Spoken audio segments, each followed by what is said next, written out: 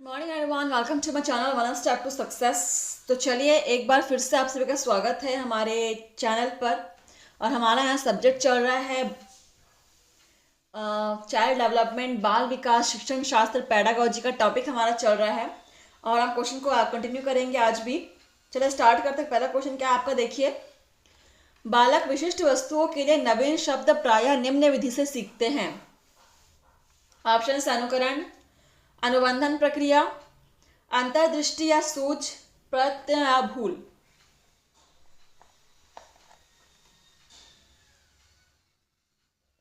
Class को subscribe कर लीजिएगा। चलिए देखते हैं यहाँ पर क्या आंसर होने वाला है आपका। बालक विशिष्ट वस्तुओं के लिए नवीन शब्द प्रायः सीखते हैं किस विधि के द्वारा? अनुबंधन प्रक्रिया के द्वारा। ठीक है, अनुबंधन प्रक्रिया यहाँ पे आंसर हो जाएगा ऑप्शन बी। चलिए अगला है हमारा क्वेश्चन नंबर 26। देखिए क्या है। विद्यार्थियों में समस्या समाधान योग्यता के पोषण का महत्वपूर्ण तरीका है। विमर्शक अभिवृत्ति निर्माण को उत्प्रेरित करना, उन समस्याओं पर बल देना जो उसके लिए वास्तविक है, औपचारिक तर्कणा तकनीकी का प्रशिक्षण देना, सर्वमान्य उत्तर देने या स्वीकार करने से इनकार करना। तो इस टाइप से बड़े बड़े ऑप्शंस जब जो होते हैं तो बच्चे कंफ्यूज होते हैं, इनको समझने के लिए थोड़ा टाइम लगता है। इसीलिए यहाँ पर आपको प्रैक्टिस कराया जा रहा है ताकि आप पहले से प्रिपेयर रहो। ठीक है। सो आपके पूरे इंडिया में होने वाले टीचर एलिजिबिलिटी टेस्ट, टेट के जितने भी सारे एग्जाम्स होते हैं, सबका एक निचोड़ इम्पोर्टेंट क्वेश्चंस का एक सीरीज जो है यहाँ पर हम करा रहे हैं। आप सभी क्लास में जुड़ जाइए, डेली आप लोग पढ़िए, प्रैक्टिस कीजिए। चलिए यहाँ पे आंसर क्या होगा देखते हैं। तो यहाँ पर भी आपका यहाँ पर आपका करेक्ट आंसर हो जाएगा उन समस्याओं पर बल देना जो उसके लिए वास्तविक है। Option B is correct. ठीक है। चलिए नेक्स्ट 27 नंबर क्वेश्चन। बालक अपने वातावरण के साथ अंतःक्रिया द्वारा अपनी स्वयं की समझ का निर्माण कर लेते हैं। यह कथन दिया किसने दिया? स्किनर ने, पावलोव ने, पियाजे ने या बर्ड ने? अगेन आपका कथन वाला क्वेश्चन है।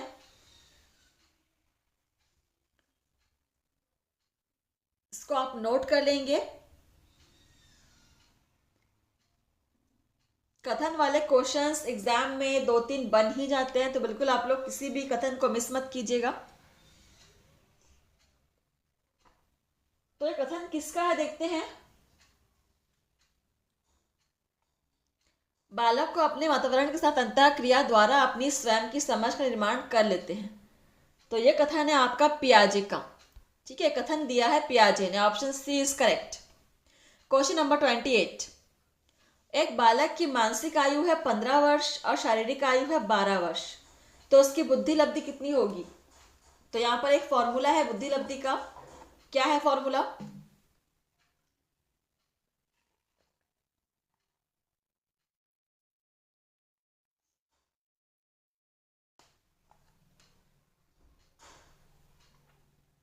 चलिए बताएंगे।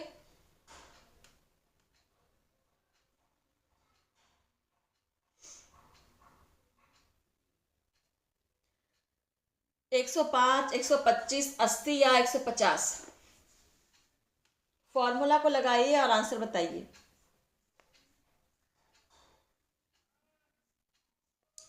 तो यहाँ पे आपका आंसर आ जाएगा 125। ठीक है, ऑप्शन बी इज करेक्ट। चलिए नेक्स्ट है हमारा क्वेश्चन 29 नंबर क्वेश्चन है। निम्न में से सही कथन का चयन कीजिए। पहला ऑप्शन है, एक विद्वान को अपना विषय तैयार करने और कक्षा में जाने की आवश्यकता नहीं है। अनुभवी अध्यापकों के लिए आवश्यक नहीं है कि वे कक्षा में जाने से पूर्व तैयारी करें। अध्यापक के अनुभव अथवा विद्वता का विचार किए बिना प्रत्येक अध्यापक को हर बार कक्षा में जाने से पूर्व तैयारी की आवश्यकता है। एक कुशल अध्यापक बिना तैयारी कक्षा में काम चला सकता है। 4 कथन है चारों में से सही कथन का आपको चयन करना है।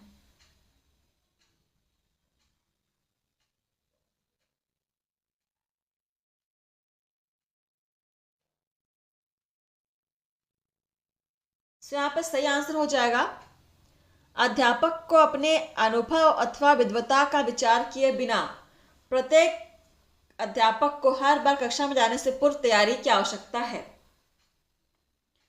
नेक्स्ट है क्वेश्चन नंबर 30। किसने कहा? अगेन आपका एक कथन है। अन्य बालकों की विभिन्नताओं के मुख्य कारणों को प्रेरणा, बुद्धि, परिपक्वता, पर्यावरण संबंधी उद्दीपन की विभिन्नताओं द्वारा व्यक्त किया जा सकता है। यह कथन किसने कहा?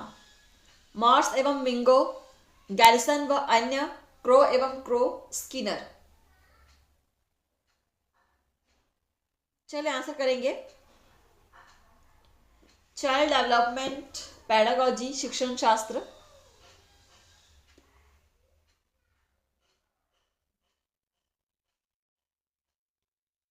तो यह कथन था क्रो एवं क्रो का।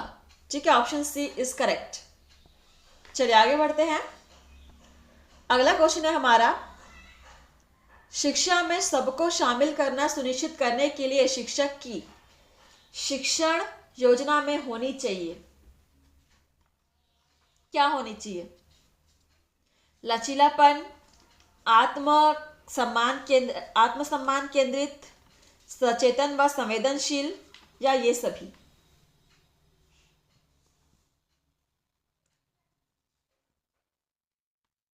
चलिए आंसर कीजिएगा और क्वेश्चन को नोट कर लीजिए। हर एक क्वेश्चन बेहद इंपॉर्टेंट है।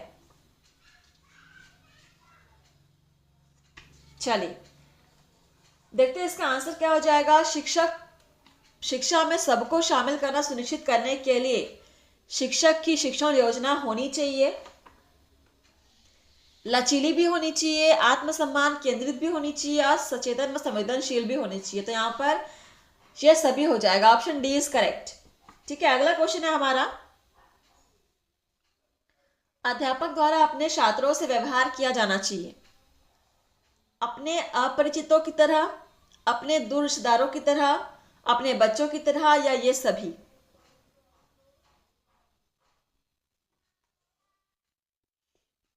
तो एक अध्यापक को अपने छात्रों के साथ अपने बच्चों की तरह व्यवहार करना चाहिए। ठीक है, option C is correct. Next हमारा क्वेश्चन नंबर 3, विकास के सिद्धांत के अनुसार निम्नलिखित में से कौन सा कथन सत्य है? विकास की सभी प्रक्रियाओं के बीच संबंध नहीं होता है, यह लगातार चलने वाली प्रक्रिया नहीं है, विकास हमेशा रेखीय होता है, यह सभी के लिए एक समान गति से नहीं होता। तो विकास के सिद्धांत के अनुसार कौन सा कथन सत्य है? सत्य कथन का चयन कीजिए।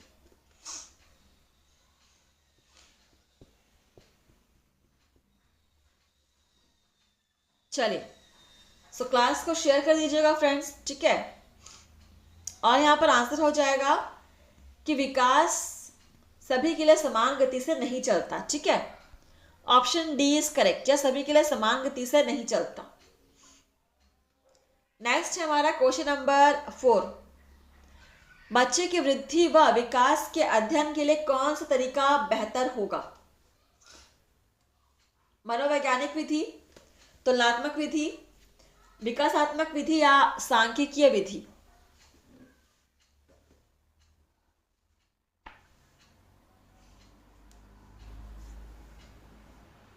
तो एक बच्चे के वृद्धि एवं विकास के अध्ययन के लिए कौन सा तरीका सबसे बेहतर माना जाएगा?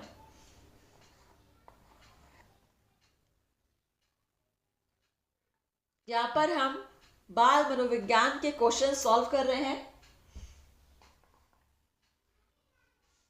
सो आंसर हो जाएगा आपका विकासात्मक विधि। ठीक है, option C is correct. Question number 5, Vygotsky के अनुसार बाल विकास एक परिणाम है।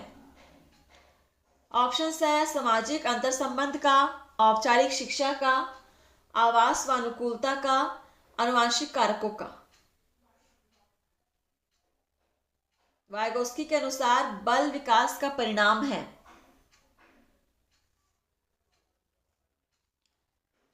राइट आंसर हो जाएगा सामाजिक अंतर संबंध का। ठीक है, ऑप्शन फर्स्ट इज करेक्ट। अगला क्वेश्चन नंबर है हमारा 6। बच्चों को भ्रमण पर ले जाना चाहिए क्योंकि भ्रमण के समय वो मनोरंजन करते हैं, इससे वह आनंदित होते हैं, भ्रमण के दौरान बच्चे शोर नहीं करते हैं, या भ्रमण से बच्चे अधिक सीखते हैं। तो बच्चों को भ्रमण पर ले जाना चाहिए क्योंकि भ्रमण से बच्चे अधिक सीखते हैं। बहुत ही अच्छा सा आंसर है, option D is correct. Question number 7। बच्चे कहाँ सीखते हैं? घर में, विद्यालय में, समाज में, या प्रत्येक स्थान पर और प्रत्येक क्षण में? ये हमने पहले भी किया हुआ है। इसका आंसर मुझे पता है कि बच्चे जो है वो प्रत्येक स्थान पर और प्रत्येक क्षण में सीखते हैं। Option D is correct. Question number 8। ग्रामीण बच्चों को अच्छी शिक्षा उपलब्ध कराने हेतु केंद्र सरकार द्वारा किन विद्यालयों को खोला गया? मॉडल स्कूल, सैनिक स्कूल, नवोदय विद्यालय, या केंद्रीय विद्यालय?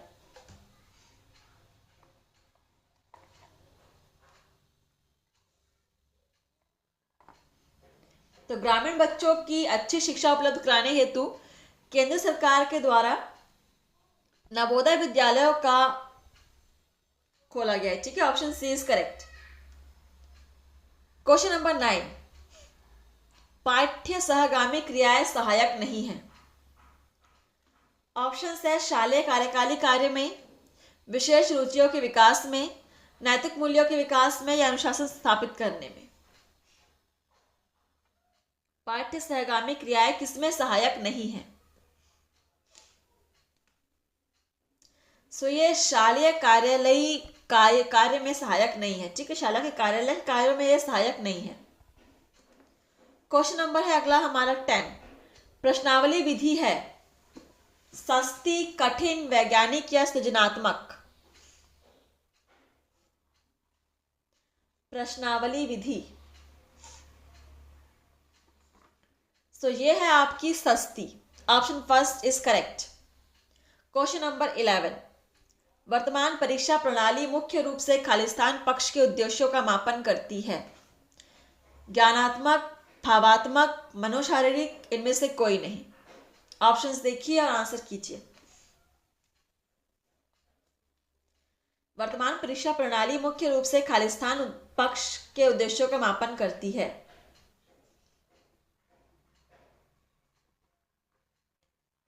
ज्ञानात्मक पक्ष के उद्देश्यों का मापन करती है। Option first is correct. Question number 12। मूल्य शिक्षा की आवश्यकता है केवल प्राथमिक स्तर पर, माध्यमिक स्तर पर, महाविद्यालय स्तर पर, या इन सभी स्तरों पर? सो मूल्य की शिक्षा सभी स्तरों पर आवश्यक है। ठीक है, इन सभी स्तर पर हो जाएगा। Option D is correct. Question number 13। मनुष्य में व्यक्तिक भिन्नताएं निर्धारित होती हैं पर्यावरणीय भिन्नताओं से, आनुवंशिकीय भिन्नताओं से, पर्यावरण और आनुवंशिकता के बीच अंतर संबंध से, या उपयुक्त में से कोई नहीं?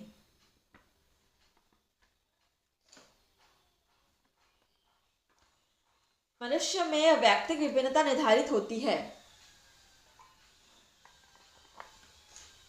पर्यावरण और आनुवंशिकता के बीच अंतर संबंध से। Option C is correct. Question number 14।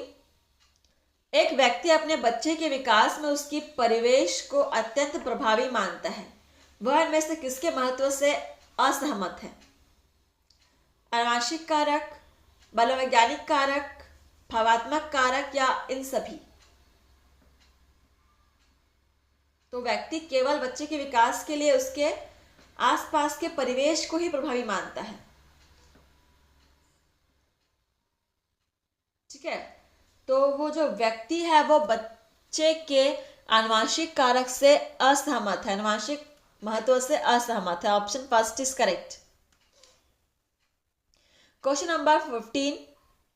कक्षा शिक्षण के दौरान शिक्षक द्वारा बच्चों से प्रश्न पूछा गया ताकि बच्चों के अवधारणात्मक ज्ञान का समझ हो, कक्ष में अनुशासन बना रहे, कक्षा शिक्षण की प्रक्रिया सुगम हो, या बच्चों का ध्यान आकर्षित करने के लिए?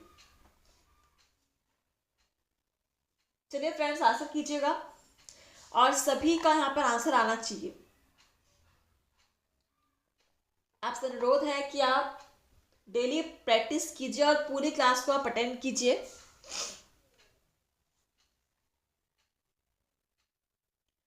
कक्षा शिक्षण के दौरान बच्चों से प्रश्न पूछा गया ताकि कक्षा शिक्षण की प्रक्रिया कैसी हो, सुगम हो। ठीक है, option C is correct. Next है हमारा अगला क्वेश्चन, 60 नंबर क्वेश्चन। मापन की सर्वाधिक विश्वसनीय मापनी है, अनुपात, क्रमिक, अंतराल या शाब्दिक। सबसे विश्वसनीय मापनी, क्वेश्चन को नोट कर लीजिएगा, सारे questions very very IMP questions हैं।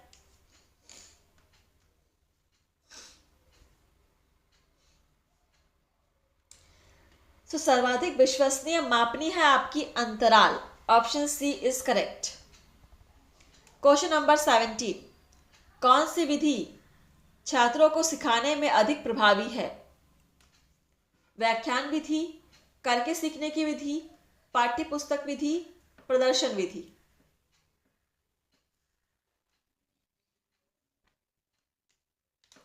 कौन सी विधि छात्रों को सिखाने में अधिक प्रभावी है? तो करके सीखने की विधि ही सबसे प्रभावी होती है, जो बच्चों को अधिक समय तक याद रहती है और वो देखते भी हैं तो वो चीज़ उनको समझ में अच्छे से आ जाता है। क्वेश्चन नंबर 18, सीखने के पुनर्बलन सिद्धांत के प्रतिपादक हैं। एक बहुत ही बड़ा और इम्पोर्टेंट क्वेश्चन। ऑप्शन है थार्नडाइक, C.L. हल, I.P. Pavlov, Kohler. तो सीखने के पुनर्बलन सिद्धांत का प्रतिपादक कौन है?